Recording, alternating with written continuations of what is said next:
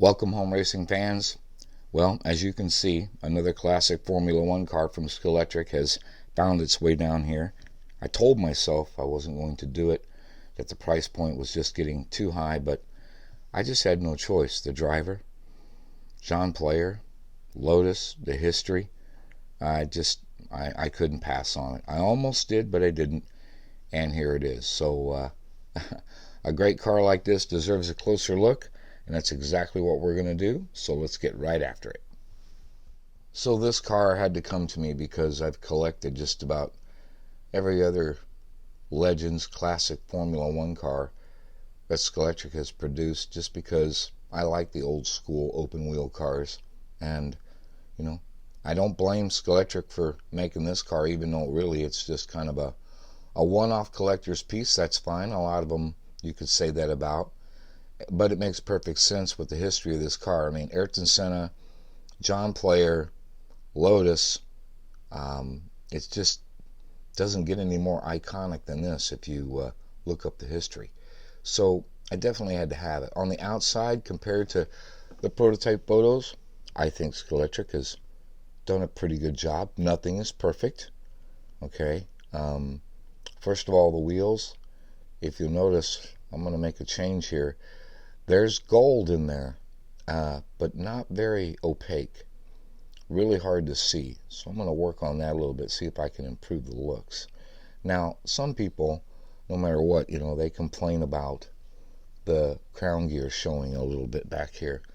But you know what? It doesn't bother me within the least. It's subdued. You can't really tell. That doesn't bother me at all.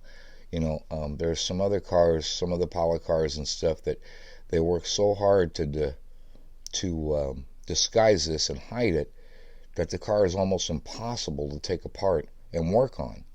And at least with this, it's a little bit easier, although as I show in the next video, it can be a little bit tricky.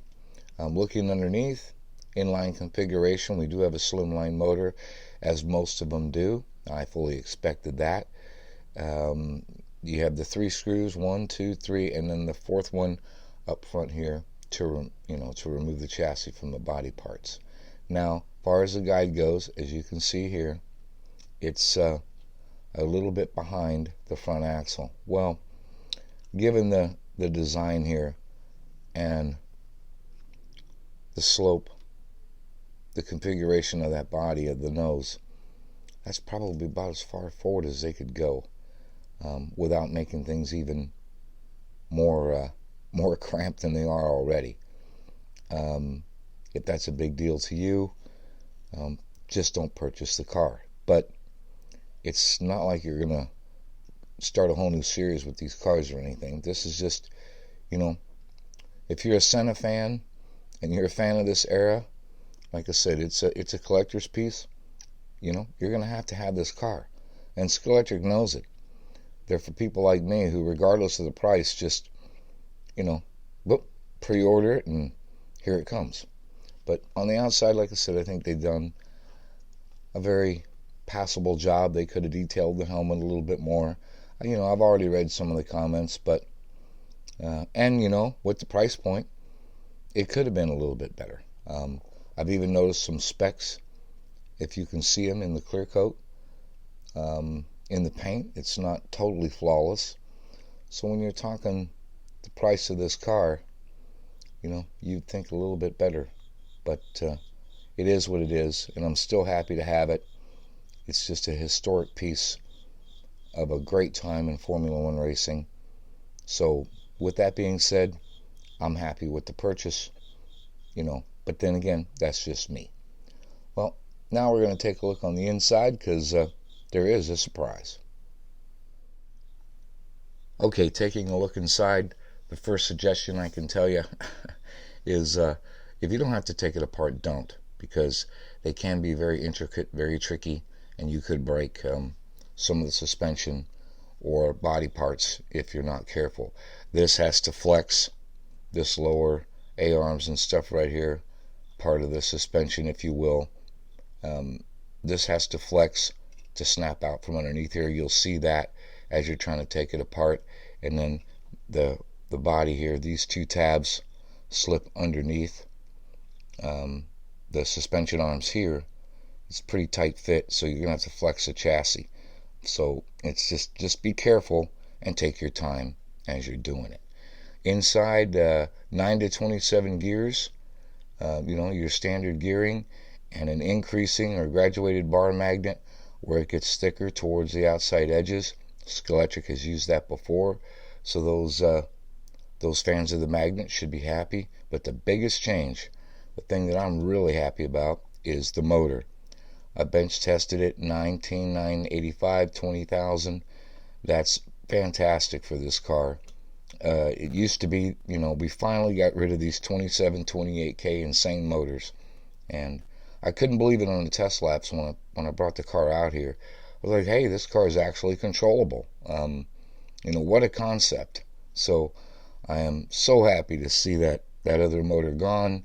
Now we have one that's a little milder and better suited for the cars, at least in my opinion. And like I said, with the guide, there's not much travel here, and the placement of it is simply due to, the body styling of this car. I know it's not ideal, but it is what it is. And I don't really have a lot of running mates with this car anyway.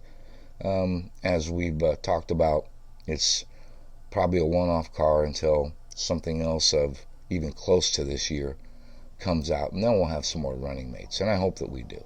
As far as tires go, the Paul Gauge urethane 22/16/6 FF, they fit these wheels just fine. That's exactly what we're going to do. We're going to change those out for the test laps here on my track, because this rubber is it just doesn't work very well out here on my lumber. So we're going to button it back up, and we're going to give it a road test. Oh yeah, very nice. Now I do have the Paul Gauge urethanes on here because the stock rubber just doesn't hook up non-mag on this surface, but that's the only change I've made. I'm really happy with the motor change. I'm glad they finally came to their senses. I'm stunned that they did.